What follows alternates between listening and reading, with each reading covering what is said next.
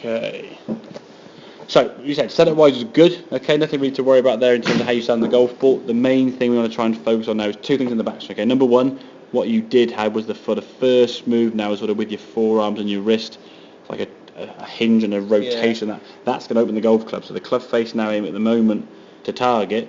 As your club goes back the first couple of feet, your left wrist or the back of your left hand, your glove hand, your club's now pointing over there somewhere. So straight away in the first 2 feet, you just got the golf club on lane further right now.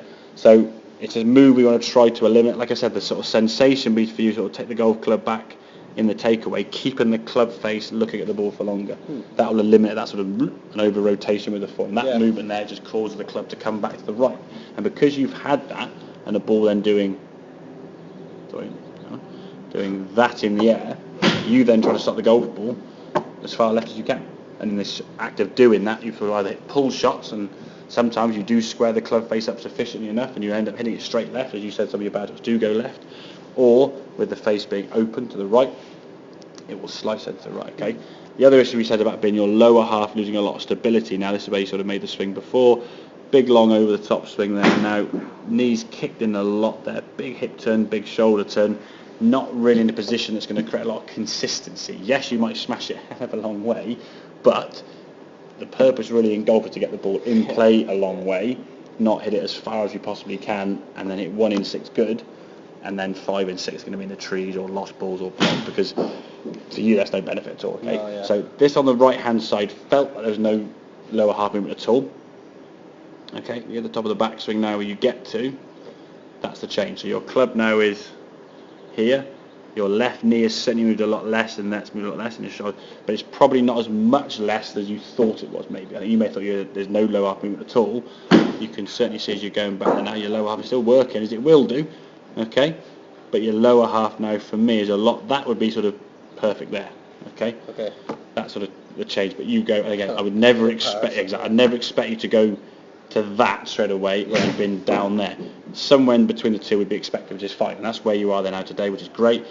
That position there now looks a lot more stable. You look a lot more grounded, as if you've got some chance sort of support the downswing to bring that golf club into the golf ball with some power. Okay, and you can then, if you've got a more stable base, you can release and hit the ball in some ways with more force and energy, because you've got that grounding and stability. If you're wobbling and losing balance in some ways, when you're on the golf course especially, you have to try and slow things down in fear of falling over. Because things are out of sync and the arms are going here, the body's doing that, and you're losing a bit of wobble, tobble, and it's just, you'll hit 1 in 5 miles and then 4 in 5 miles offline. And that's the problem. That's probably why that club's gone back in the bag and I'm not going to use them. Okay. I would certainly say though for you, and there'll be some courses you do play where you may need a driver. I play the old 2000 Celtic or some of the longer courses. There are some courses where you might need to get a driver, and again, if you get the ball 250 plus, it's a benefit to have. Why have a benefit within you that then just sits left in the boot? Okay. The strength's there, the power's there, and again, 250 on some of them you're hitting with that length backswing is fine, and it feels really restrictive and a little bit sort of shorter than what you're used to. Once you get comfortable with that length of backswing and that movement, your strike will start coming back. And again, if we're hitting the golf ball now, as you said before, you were coming at the golf ball with the club face aiming to the right and a path now going this way. So the dispersion between where your club face points and where the club swings, we'll say, was 15-20 degrees. Okay, if we can reduce that to almost zero, so the club face is pointing at target and the club is coming through to target, that's a more direct hit. So with less effort, you'll increase the energy produced to the golf ball. That's why a lot of these machines now, you see the thing on Sky, that sort of blue tracer line on the TV? That machine is, or that line is created with a machine called TrackMan that measures every single thing the golf ball does at the point of contact and through the air. Okay, I mean, ridiculous amount of data it produces and stuff. But one thing that sort of picks up is the ball speed, because you can have 100 mile an hour club head speed and a really poor contact or impact condition and have like 120 mile an hour ball speed, and the ball would go, say, 200 yards. You can have a 90 mile an hour club head speed, a perfect strike, have 135 mile an hour ball speed, the ball goes further. So with less effort and a better contact, the ball goes further.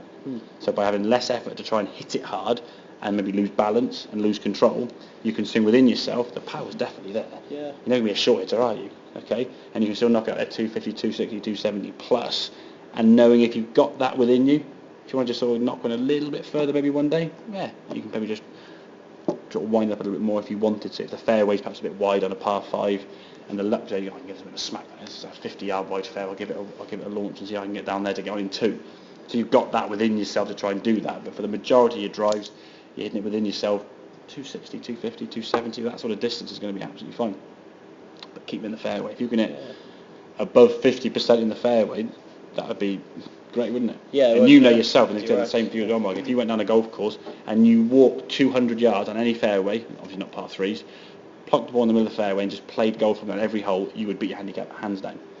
Because the only reason why people's scores are where they are is because very often because of this club. Because they hit the ball in the trees. That's why I never use it. Yeah.